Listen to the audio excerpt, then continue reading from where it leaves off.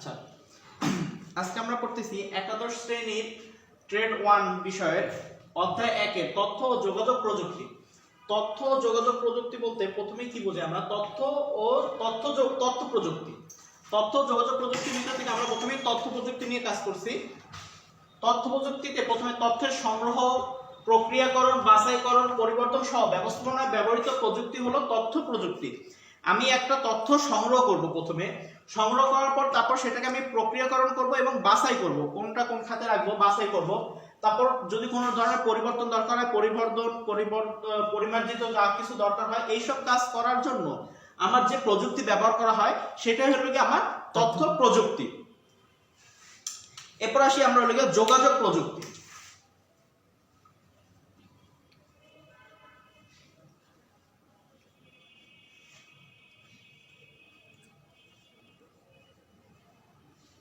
যোগাযোগ প্রযুক্তিটা কি আসলে?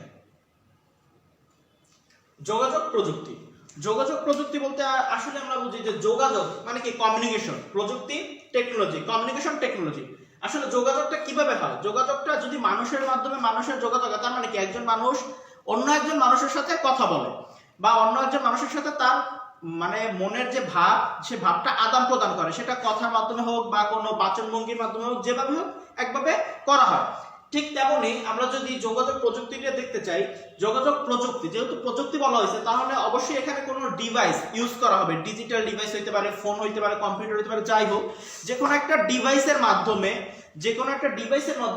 এক ডিভাইস থেকে অন্য ডিভাইস, আমি যদি এরকম দেখাই যে ডিভাইস 1 আর যদি ডিভাইস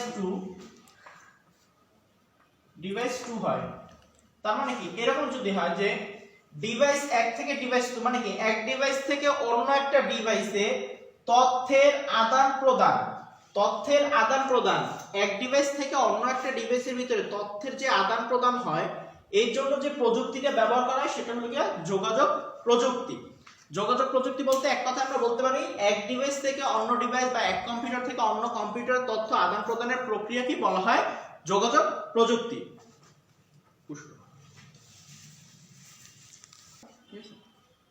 এরপর আসি আমরা যোগাযোগ তথ্য প্রযুক্তি ও যোগাযোগ প্রযুক্তি একীভূতকরণ বা কনভারজেন্স।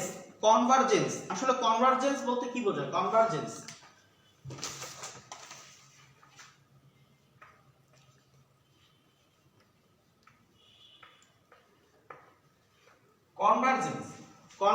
বলতে বোঝায় আসলে একত্রিতকরণ। কনভারজেন্স বলতে একত্রিতকরণ। যে কোনো প্রকার তথ্যের উৎপত্তি, সংগ্রহ, প্রক্রিয়াকরণ, সঞ্চালন এবং বিচ্ছুরণের ব্যবহৃত সকল ইলেকট্রনিক্স প্রযুক্তিকে বোঝায়। মানে আমার একটা তথ্য যদি এখানে উৎপাদন হয়, যে সোর্স, এখানে তথ্যটা আমার উৎপন্ন হচ্ছে, তারপর হলো আমার এখানে হলো কি যে প্রক্রিয়াকরণ হচ্ছে,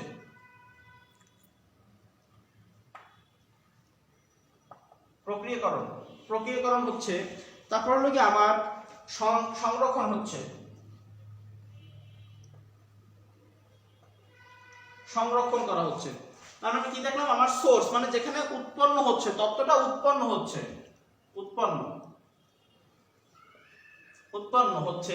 প্রক্রিয়াকরণ হচ্ছে, সংরক্ষণ হচ্ছে। এছাড়া আমি যদি বলি যে প্রবাহ মানে কি তথ্যটা এক জায়গা থেকে আরেক জায়গায় আদান প্রদান। হ্যাঁ, তারপরে কি ডিস্ট্রিবিউশন, যদি আমি বলি বিতরণ।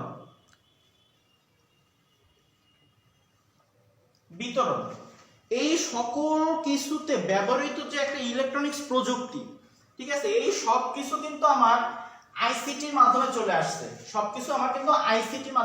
আসছে। আইসিটি মানে ইনফরমেশন কমিউনিকেশন টেকনোলজির ভিতরে, আইসিটির ভিতরে চলে আসছে। তার মানে কি আমার এই যে উৎপন্ন, প্রবাহ, প্রক্রিয়াকরণ, বিতরণ, সংরক্ষণ, সব ক্ষেত্রে আমার একটা ইলেকট্রনিক্স একটা প্রযুক্তি ব্যবহার করা হয়েছে, যেটাকে বলা হয় তোমার কনভারজেন্স। বুঝতে পারছো? এটাকে বলা হয় কনভারজেন্স। এখন যদি আমরা ডিজিটাল কনভারজেন্স বলি, এইটা হলো কনভারজেন্স। এখন যদি আমরা ডিজিটাল বলি, তাহলে কি এই কনভারজেন্সটা যা হচ্ছে, এই কনভারজেন্সটা যদি আমরা ডিজিটাল উপায় কোনো ডিভাইসের মাধ্যমে যদি আমরা এই জিনিসটা প্রক্রিয়া করি, ডিভাইসের মাধ্যমে কন্ট্রোল করি, কোনো একটা ডিভাইস যদি আমি এখানে ব্যবহার করি, হতে পারে সেটা মোবাইল ফোন, কম্পিউটার বা যে কোনো নেটওয়ার্ক, আমরা যদি কোনো ডিভাইসের মাধ্যমে এটা যদি কাজগুলো করি তখন সেটাকে বলা হবে ডিজিটাল কনভার্জেন্স। শুধু কনভার্জেন্স হলো গিয়ে এই সকল প্রক্রিয়াগুলোকে তোমার যে ইলেকট্রনিক্স প্রযুক্তি ব্যবহার করে সেটা হলো গিয়ে কনভার্জেন্স। যখন এটা আমি কোনো ডিভাইসের মাধ্যমে করব, হতে পারে নেটওয়ার্ক, হতে পারে মডেম, হতে পারে ওয়াইফাই, হতে পারে মোবাইল, কম্পিউটার, ডেস্কটপ, যাই হোক, এগুলোর মাধ্যমে আমরা যখন করব তখন সেটাকে বলা হবে ডিজিটাল কনভার্জেন্স। তখন বলা হবে ডিজিটাল কনভার্জেন্স। আচ্ছা, এখন আমরা একটু দেখি তথ্য যোগাযোগ প্রযুক্তির উপাদান এবং ধরন। আসলে তথ্য প্রযুক্তি যদি হইতে হয় আমার কি কি উপাদান দরকার? একটা তথ্য প্রযুক্তিকে আমি বললেই আর একটা তথ্য প্রযুক্তি হবে না। একটা তথ্য প্রযুক্তি হইতে আমার কিছু উপাদানের প্রয়োজন হতে পারে। যেমন কি, প্রথমে আমার লাগবে কি একটা তথ্য প্রযুক্তির উপাদান, তথ্য ও যোগাযোগ প্রযুক্তি, তথ্য যোগাযোগ প্রযুক্তির উপাদান।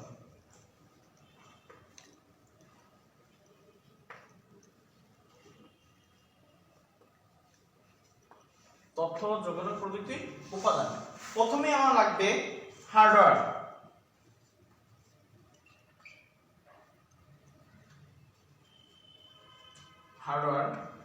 তারপর লাগবে হলো আমার সফটওয়্যার,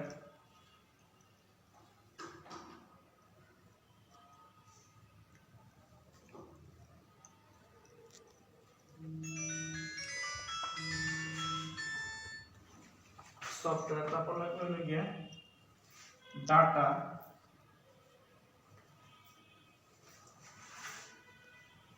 তারপর লাগবে নেটওয়ার্ক,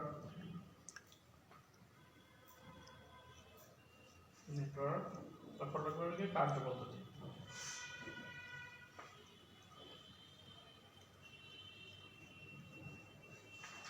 দেখো, আমার তথ্য যোগাযোগ প্রযুক্তির উপাদান, আমি যে বলবো যে আমার তথ্য প্রযুক্তি হয়েছে এখানে বা হয় নাই, আমি কিভাবে বুঝবো?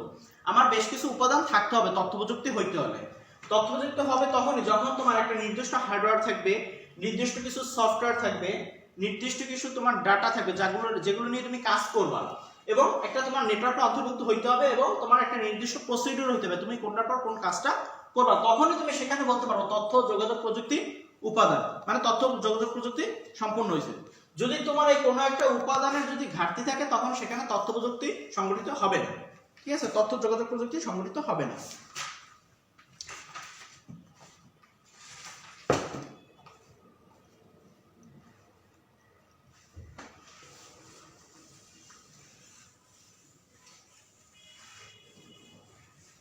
এখন আমরা আসি তথ্য প্রযুক্তি ব্যবহারের তাৎপর্য। আসলে তথ্য প্রযুক্তি ব্যবহারের তাৎপর্যটা কি? আমরা কেন তথ্য প্রযুক্তিটা মূলত ব্যবহার করি? তথ্য যোগাযোগ প্রযুক্তি ব্যবহারের তাৎপর্য কেন আমরা আসলে তা ব্যবহার করি? প্রথমে কি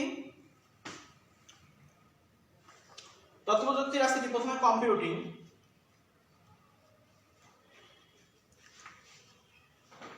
কম্পিউটিং আছে, তারপর আসলে গিয়ে কানেক্টিভিটি,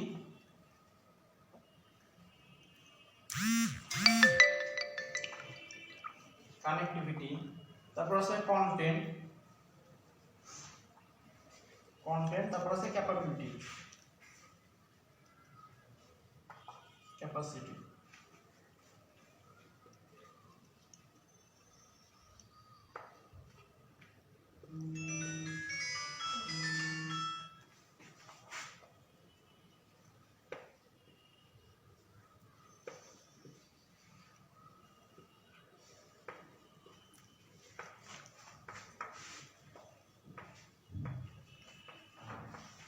তাৎপর্য কি কি আছে? আসলে প্রথমে কম্পিউটিং জিনিসটা কি?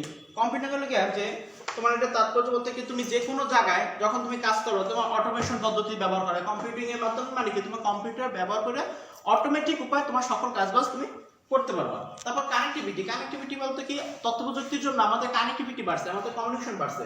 আমরা এখন সহজে একজনের সাথে আরেকজনের সহজে কথা বলতে পারি, যাওয়া লাগে না। আমরা ইন্টারনেট ব্যবহারের মাধ্যমে কথা বলতে পারি, দূর দূরান্তে যে কোনো জায়গায় আছে আমরা যোগাযোগটা রক্ষা করতে পারি। তারপর কি আমাদের আসলে একটা সময় ছিল যে আমাদের আসলে কোনো কিছু মানে তথ্য যদি না জানতাম আমরা, তাহলে আসলে আমাদের জানার জন্য অনেক জায়গায় যাওয়া লাগতো বা অনেক জায়গায় দৌড়াদৌড়ি করে আমরা ডাটাগুলো সংগ্রহ করতাম। কিন্তু এখন দেখা গেছে কি কন্টেন্টগুলো আমরা সহজেই অনলাইন থেকে বিভিন্ন কন্টেন্ট পেয়ে থাকি। আমার কোনো কিছু কোনো তথ্য দরকার হলে আমরা যে কোনো সময় তথ্যগুলো সংগ্রহ করতে পারি। তারপর হলো কি ক্যাপাসিটি। আসলে তথ্য প্রযুক্তির জন্য কি আমাদের যে এই যে ব্যবহারের যে তথ্য প্রযুক্তি ব্যবহারের যে ক্যাপাসিটি, মানে আমাদের যে অটোমেশনের দিকে আমরা ধাবিত হওয়া, এই জিনিসগুলো আমরা অ্যাডজাস্ট হয়ে গেছি। হ্যাঁ, বা আমরা আমাদের নিজেদের ভিতরে এই জিনিসগুলা মানে দক্ষতাগুলো তৈরি হয়েছে, এগুলো হলো ক্যাপাসিটি। এখন হলো তথ্য প্রযুক্তির ব্যবহার। আসলে তথ্য প্রযুক্তির ব্যবহার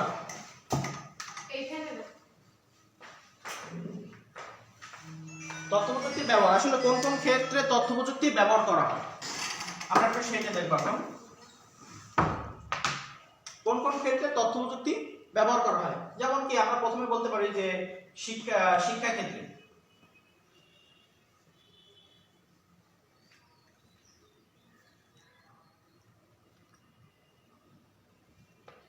শিক্ষা ক্ষেত্রে, কৃষি,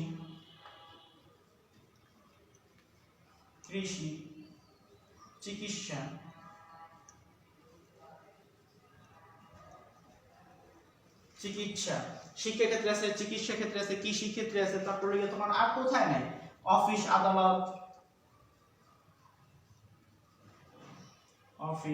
তারপরে তোমার আইনজীবী আদালত, মানে বিভিন্ন ফেজে।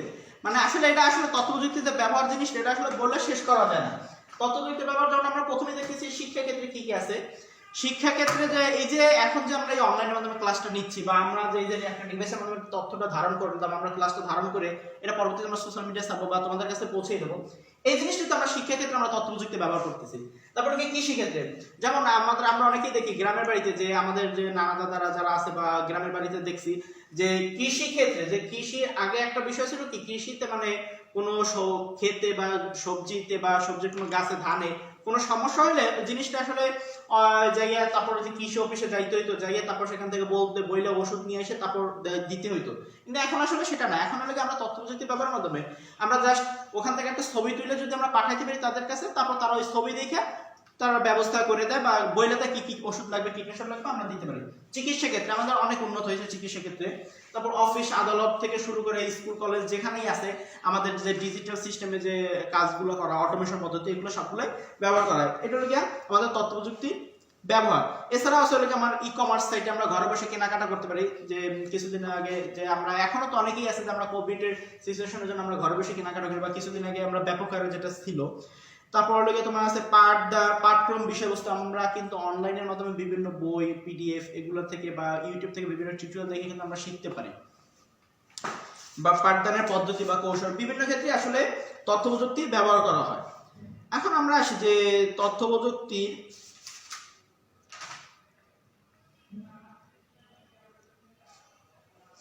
আমরা তথ্য প্রযুক্তির অবদান। আসলে তথ্য প্রযুক্তির অবদান, আসলে প্রযুক্তির অবদান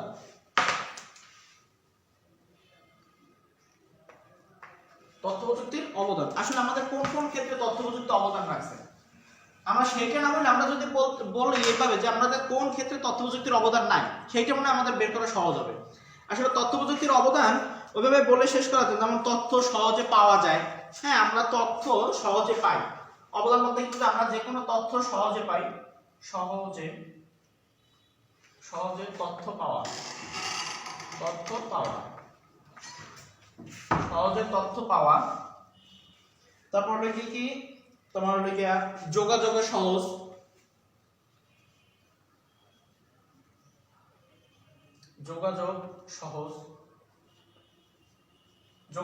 হয়েছে। তারপর হলো গিয়ে তোমার শিক্ষা ক্ষেত্রে শিক্ষা, তারপর হলো গিয়ে চিকিৎসা।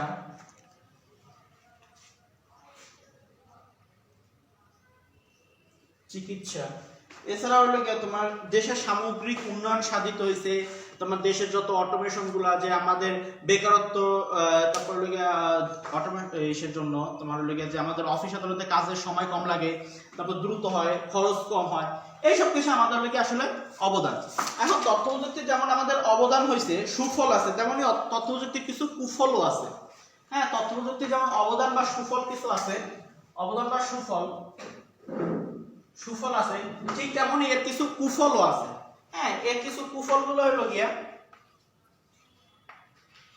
কুফল আছে, সুফল যেমন আছে তেমন কিছু কুফলও আছে। কুফল কি? আমাদের এই অটোমেশন হওয়ার জন্য, তথ্য প্রযুক্তি ব্যবহারের জন্য কি আমাদের অটোমেশন হয়ে গেছে। অটোমেশন হওয়ার জন্য কি আমাদের মানে যে কোনো একটা মেশিন, মানে একটা কাজ করতে আমরা যেখানে 5টা লোক লাগবে, এখন সেখানে একটা মেশিন দিয়ে কাজ করা যাইতেছে। তার মানে কি আমরা 5টা লোক কি হইলো, বেকার হইলো। তার মানে কি আমার বেকারত্ব বৃদ্ধি পাইতেছে। ঠিক আছে, বেকার সমস্যা,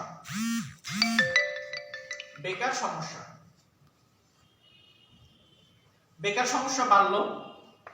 বেকার সমস্যা বাড়ার পরে কি আমার গোপনীয়তা, আমার যে তথ্যর গোপনীয়তা কিন্তু নষ্ট হচ্ছে। তার মানে কি তথ্যের গোপনীয়তা নষ্ট হচ্ছে।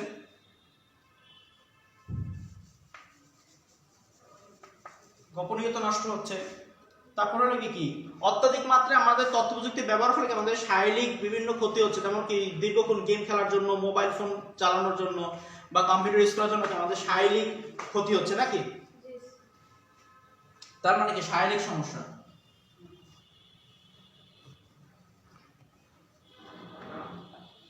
শারীরিক সমস্যা,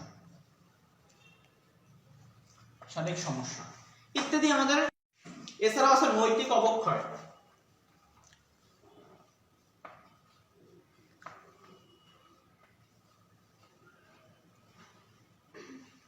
নৈতিক অবক্ষয় আসলে এইগুলো হলো কি আমাদের মূলত তথ্য যোগাযোগ প্রযুক্তি সংক্রান্ত বিভিন্ন বিষয়গুলো আসলে আলোচনা করা হলো।